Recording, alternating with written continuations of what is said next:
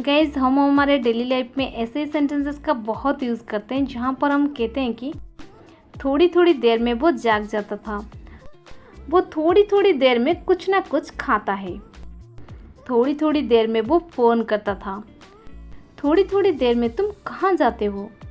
So guys इस प्रकार के सेंटेंसेस को हम इंग्लिश में कैसे कहेंगे जहाँ पर हम फ्रेज यूज़ करते हैं थोड़ी थोड़ी। चलिए सबसे पहले इसके इंग्लिश देख लेते हैं। थोड़ी थोड़ी इसका हम इंग्लिश में कहेंगे every now and then, every now and then. चलिए इसको यूज़ करने की कंप्लीट स्ट्रक्चर देख लेते हैं। पहले आपको लिखना पड़ेगा कंप्लीट सेंटेंस जो आप बोलना चाहते हैं, इसके बाद आपको यूज़ कर देनी है एवरी नाउ एंड देन।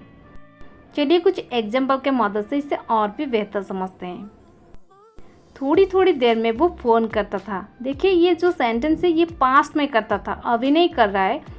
तो पास्ट में जब कोई काम हैबिचुअल के तौर पे हुआ करता था, इसके लिए हम यूज़ करते हैं यूज्ड टू की।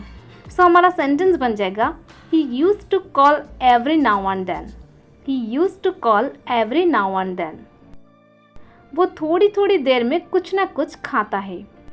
ही eats something at the other every now and then, he eats something at the other every now and then।